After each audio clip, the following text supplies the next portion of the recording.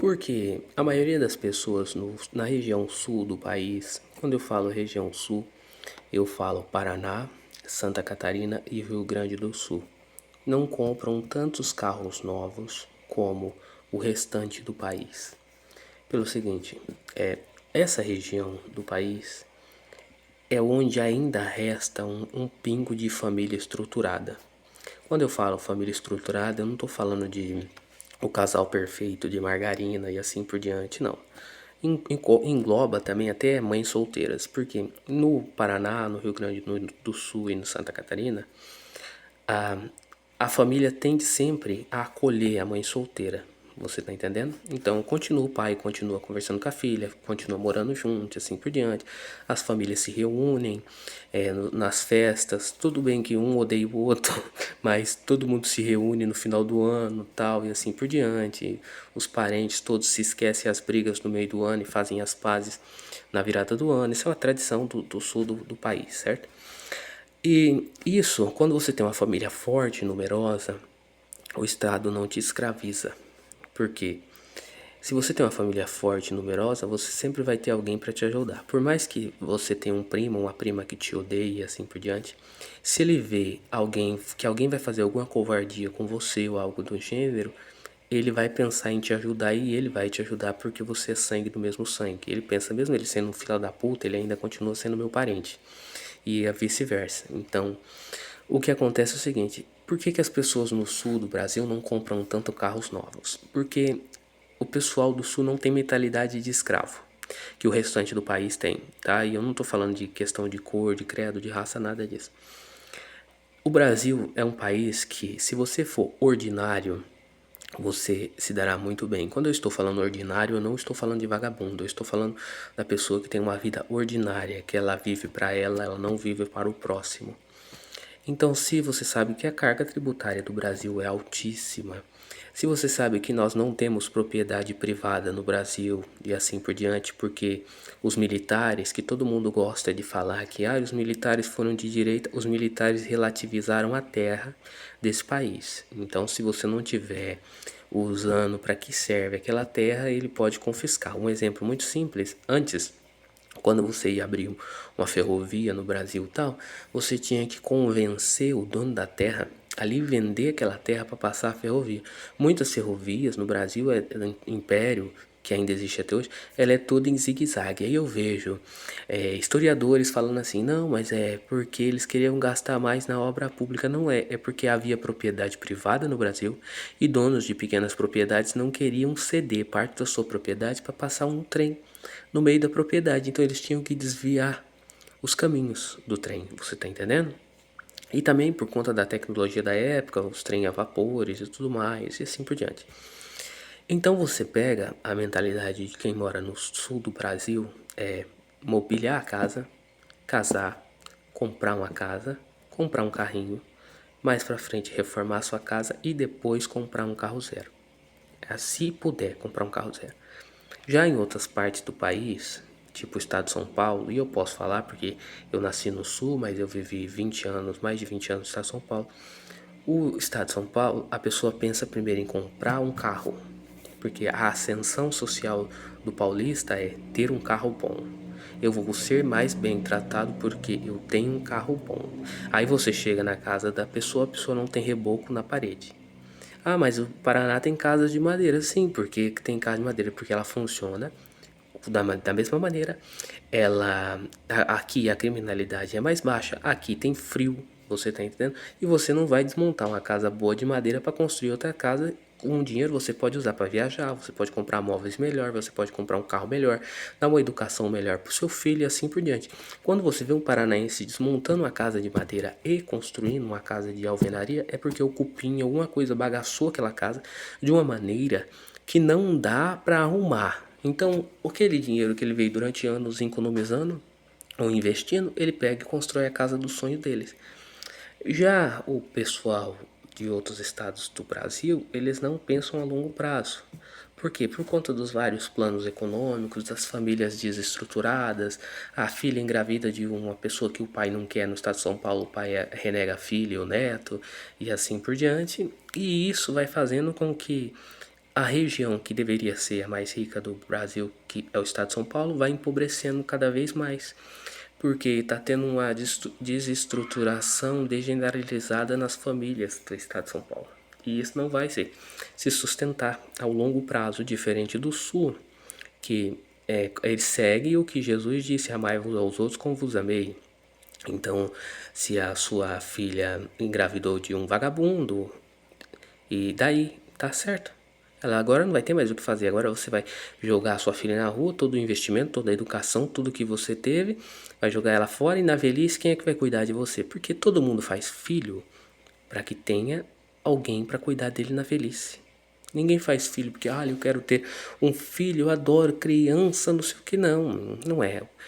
Isso passa a ser depois do segundo filho, que aí você tem o primeiro para ajudar a criar o segundo. Tá entendendo? E as pessoas que não têm filho, o final da vida delas são muito tristes. Eu vejo os idosos hoje em dia, os idosos que tiveram muitos filhos, família numerosa, um ou dois filhos vai parar para cuidar dele, a maioria não tá nem aí. Agora, se você só tem um filho e ele te deixa na mão, e aí? O que vai acontecer? É igual um carro. Quem tem carro velho, quem tem dois tem um, quem tem um tem nenhum. Então, faça a sua parte, faça filhos, tá entendendo?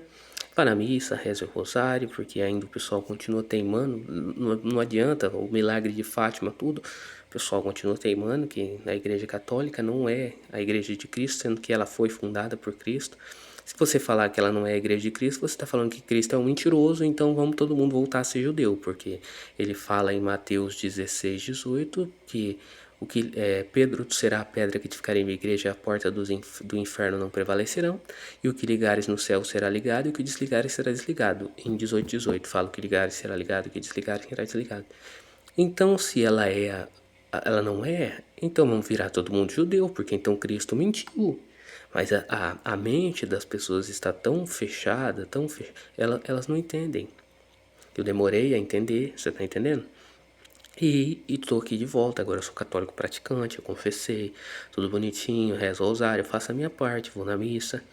Só que a maioria das pessoas não entendem a parábola que Jesus fala: procurai primeiramente a Deus e tudo vos será dado em acréscimo. Às vezes a pessoa está numa vida miserável, não estou falando de pobreza, porque tem pessoas que já nascem em condições que impossibilitam ela de sair daquela situação, mas peça e eu te darei. Tá entendendo? Se você fazer sua parte com Deus, Deus vai te recompensar.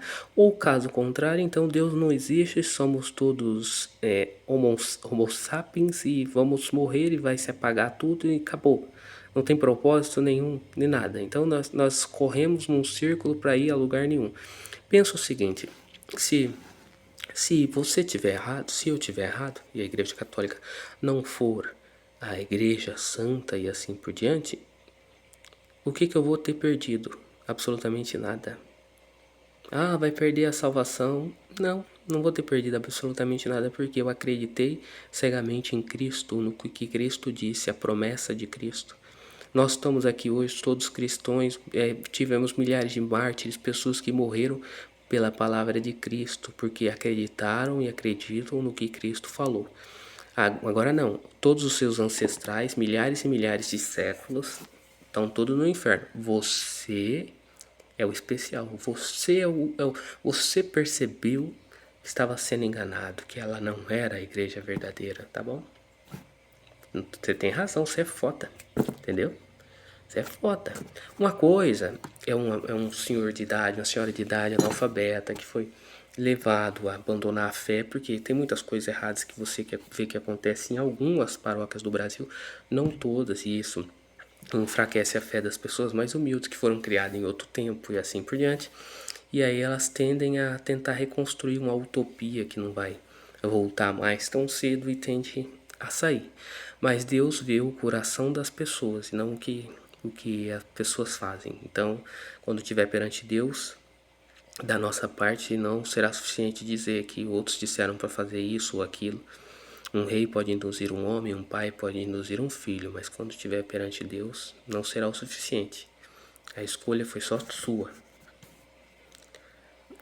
A nossa parte é pregar toda a criatura. O que é pregar toda a criatura? Vá na missa. Aconselhe as pessoas a irem na missa.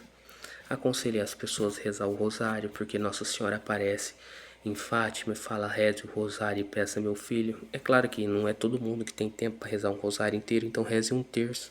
Se você rezar o terço todo dia, 4 terços são um rosário.